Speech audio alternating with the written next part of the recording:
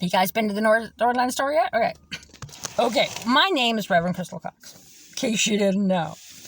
And I just like blather online, and I've been doing it for years. And I have a special way that I rant and ramble online, and I turn up evidence, and I do investigative blogging, and I quit it for like 7 or 8 years. But I witnessed something with a homeless man, and I saw all the political elite and law enforcement and prosecutors lying about Michael Almain. So I got back into it and couldn't believe it. Michael Almain, casechronology.blogspot.com. Prosecutors and cops setting up a homeless man for an emotional game. He never got to see his dog again. Okay, so I was focused on my church. I was experiencing homelessness myself. It wasn't something I was going to do. But I also wasn't going to bear witness to something that all these people were lying about and not try to help him. And they all come down on me. I was telling the truth, right? So that's how I noticed with Julie Jamon, these same people going after her, plus the entire Pride community, right? The whole David Faber, he went after Michael Almain too. Like, it was the weirdest thing. I mean, a guy's got a dog with an incurable skin disease, can't afford cream for it, and the whole freaking town lights up because they love Center Valley Animal Rescue and they hate, homeless. Oh, like Mindy Walker, I think her thing was like rehab about drug people, helping them if they've ever had an issue with it, right? Michael Almain case, even though their own vet on the prosecutor's side said it was an incurable, right? They ruled against Michael. Okay, he got criminal charges. The judge ruled that he was indigent, gave him $70,000 in attorneys, and then ruled he wasn't indigent and gave him criminal charges. Took away his dog forever. Gave it to Center Valley Animal Rescue. And he had to pay $25,000 for them to keep it there, even though Kennedy, the city attorney, prosecutors knew that Judge Mindy Walker had issued a court order that they return the dog. Okay, so that's how I got into that, because I wasn't going to witness something and just let him be, lied about and not stand up for him. It didn't help him, but it did give him a will to live. And he went on to live happily ever after. It gave him a will to live. Those fuckers almost killed him. And, I'm not going to stand by and know the truth. And I don't care if they're all prominent. Okay, so they're prosecutors and they're cops. And they're nonprofits that have been here for years. And you would not believe that they would do it. There's no reason. It's emotional. Every time Michael would come in online and tell his side of the story, they would delete his side of the story. What was their motive, right? Just sick mob mentality, right? So I saw that that's what they were doing to Julie Jamon. And I started speaking up online about it on Twitter. And that's when Amy Sousa invited me to the press conference. And so after the press conference, I was like, I ordered the officer cam footage, I live streamed, and I decided that, this is not right. And what the city has done to this woman and to Amy, it is not right. So I started ordering public records, and I couldn't believe how horrible they were to these women. Just rabid horrible. And Julie's been here, what I read the other day, sound like 48 years. Amy's been here 12 years.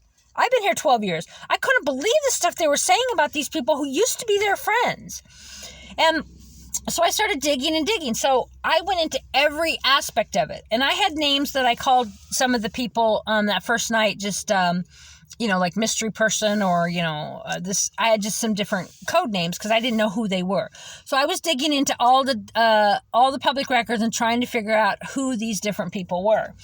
And that's when I saw, I watched the hearings down on Jefferson County YouTube and Judge Mindy's court, and I saw Erik Wennstrom, and I'd already known that Libby Wenstrom's nonprofit was involved in organizing our attack. Okay, so I'd already discovered that through the documents. So when I saw Erik Wennstrom there, I was like, all right, that's him. He's the one that organized the whole thing. He's the problem. I'm going to watch this. Get him. He's a bad guy. And then I watched it all and I was like, oh, this is a divorce. This is everybody's got protective orders. Everybody in the room's ganging up on Erik, including the people at the YMCA that had ganged up on Julie. And I was like, whoa.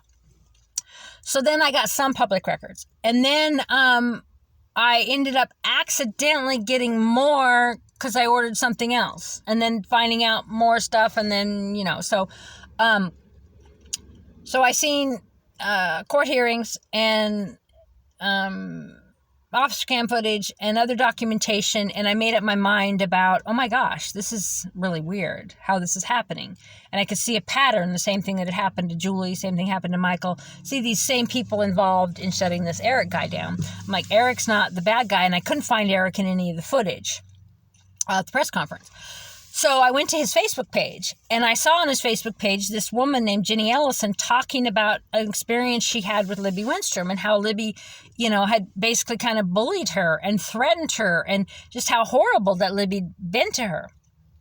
And so I messaged her and I said, hey, would you be willing to talk to me about your experience with Libby? And she didn't answer. It was like a month or two later, and she answered and she said, oh, yeah, and then she told me a few things. Then I asked her some names of some different people, and she told me the names of some people, and that was that. And then a couple weeks later, she messaged me, and so did another whistleblower regarding the Touchstone, because the Touchstone boat, you probably saw it in the paper, had been sank. First it sank because of the storm, and then there's just a lot more to the story. But she was pretty upset about what Libby Wennstrom was saying online and what had happened. And so was several other whistleblowers. So they asked if they could come over to my home and do an interview and tell me what happened. And that's what Lorraine Remsen, the court commissioner, made me remove recently in a protective order to protect Libby Wennstrom. A gag order to remove online content, my First Amendment right. And a gag order that I can't talk about those people who really did it. So, she's protecting, people she likes better. I'm not the right kind of lesbian. I'm not the right kind of woman. I'm not the right kind of victim's advocate. I'm just a online harasser, I've been doing this for decades. I've been all the way to the Ninth Circuit. I've filed stuff with the Supreme Court. I'm not, they got it wrong. I don't have the money to fight them. It costs thousands and thousands and thousands of dollars to appeal, even as a poor person, because you have to buy transcripts. You have to, the court record, there's just so much money. So if they get a protective order against you in civil court, then they use it right away to get you in jail. They got a temporary protective order against me. The very next day, they went to the police to try to get me in jail. And the police are like, yeah, we're going to get her. And then you got Greenspan, and they're calling me, and they're harassing me, and they're trying to get charges against me. I worked with Erik. They got him in jail over and over and over and over and over. I'll have to listen to this and make sure I haven't named anybody. I didn't mean to name anybody. I'm respecting the protective order best I can. It's a little confusing to get an unconstitutional prior restraint protective order to silence my speech because I'm giving voice to whistleblowers exposing a government agent.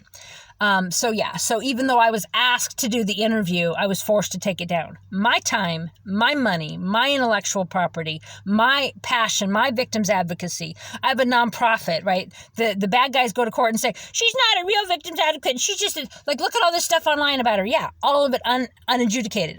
They said my speech is unlawful. They didn't adjudicate any of my speech. So they didn't say, okay, well, this is criminal, you shouldn't have said this, you couldn't have said that, this was defamation. None of it. They just said, everything you say is just, right? Even though it's worked for decades. It turns up the evidence. It's turned up a lot of evidence in the Julie Jamon case. A lot of it.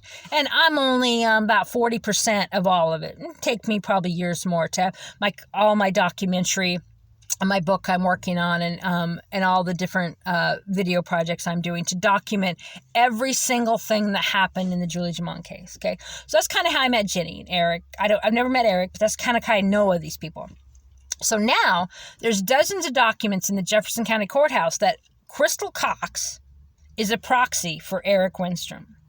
Jenny Ellison is a proxy for Crystal Cox. Jenny Ellison is a proxy for Erik Wennstrom, okay? Completely ignoring the domestic violence, completely ignoring pages and pages of crimes and proof of things that actually happened and other people involved, other witnesses outside of this circle, right? Ignored all of that. It's just Team Libby against Team Erik, right? And I'm like, whoa. And I've never met either one of them. I mean, I obviously know of Libby. I rant about her all the time, but I've never met her in person. And like she says, I wasn't even at the press conference. No, she wasn't. And public records show it was her crew and her team, she called them. Concealed carry, armor, it's all there. They're allowed to do whatever they want, say whatever they want, organize hate against women, call us TERFs, bigots, Nazis, put pride flags around our face, and then gag us so that we can't tell what happened. It's like 1920s, right?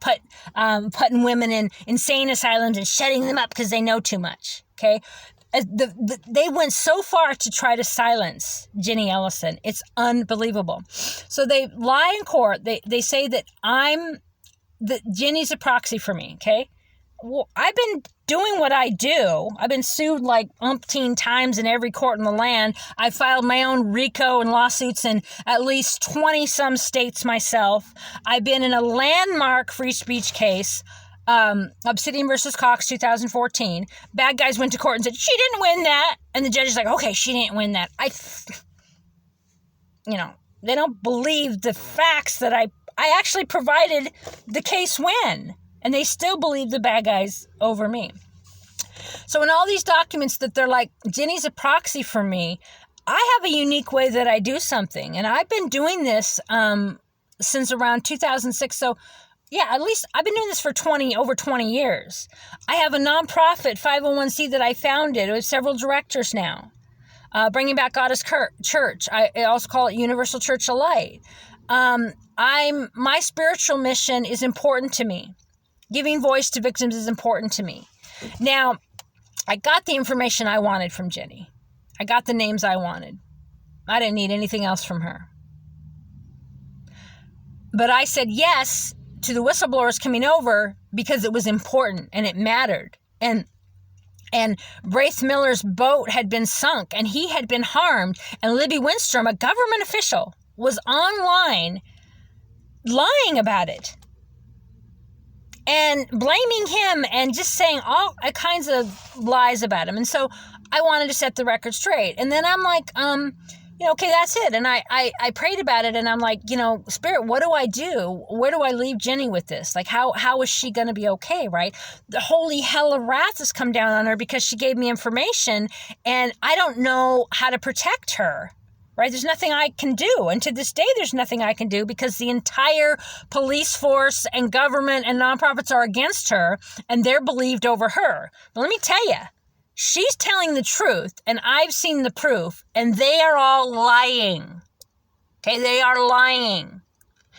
Now, it's ridiculous to think that, to sign this sworn document, Jenny Ellison is a proxy for Crystal Cox. I don't need no motherfucking proxy. I've been doing this for a long time, going into preacher mode here, apparently.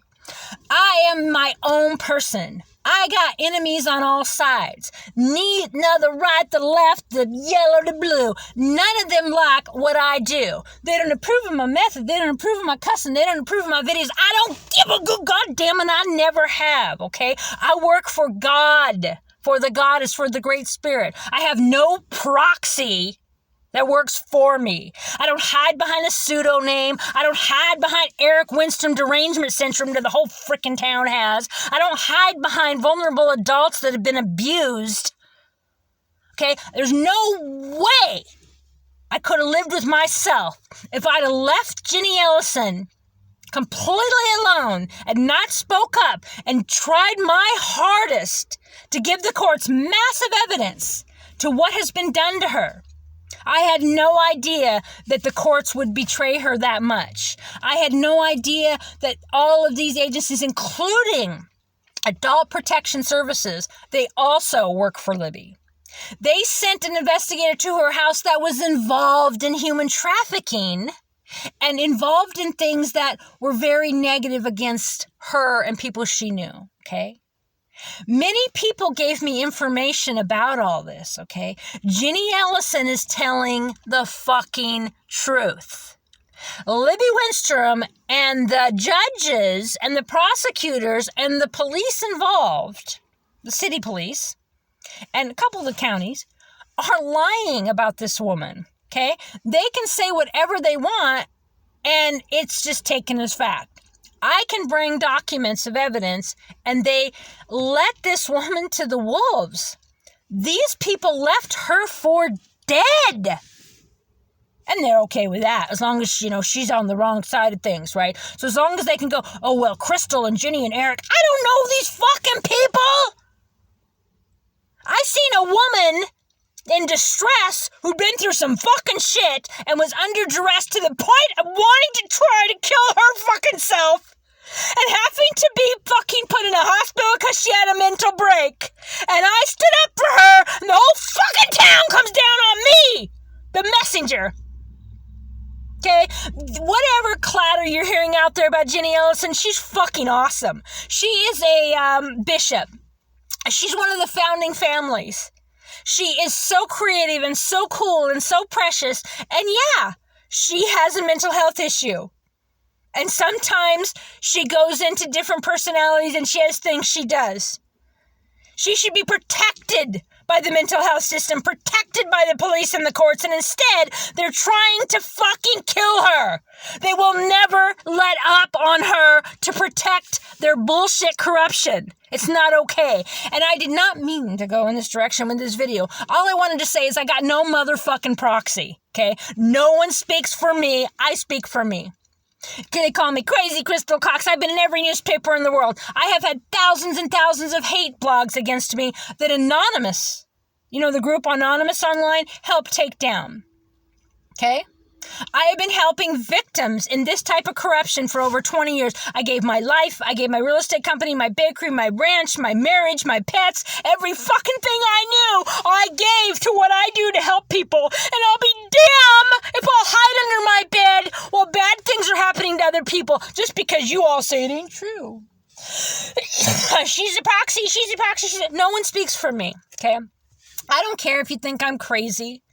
I don't care if you think I'm dumb or I'm ugly or I'm a loudmouth. I don't care if you criticize me because I love Jesus and the Pentacles and I say I'm a witch. Okay, my connection to spirit is true and I am good with God and I don't need you and I don't need your opinion of me. Okay? This is a very long video of me saying no one is a proxy for me. All these, I swear to God on and everything in stacks the Bible is true. Jenny's a proxy for Crystal. Crystal's a proxy for Erik. And Erik's a proxy for Crystal. And everybody's, working with Erik. I don't fucking know Erik, okay? But I know when a woman's suffering. I know corrupt judges and I know corrupt cops and I know corrupt city council members and I know people that are hurting other people. I know domestic violence. I've studied tons of psychiatry stuff. I'm a freaking psychic. I have seen all of the evidence. I've seen audios and videos and talked to witnesses. I know what you fuckers did to that woman. And it's not okay. And if the courts are like, yeah, she's the bad guy and you guys, you're just innocent. Okay, fine, okay? But that's not the truth. Again, I have no proxy. No one speaks for me. I speak for no one. Okay? I do what I do based on my own heart and my own conscience. And what I've been doing in the Julie Jamon case to gather every speck of evidence I can from that night is because what you all did to Amy Sousa and Julie Jamon was some sick fucking shit, man. You did some sick shit to people that you once loved. And it's wrong, and I don't need one fucking friend to believe me. It's wrong, and I know right from wrong. Got no proxy got me, okay? Bye for now, I love you.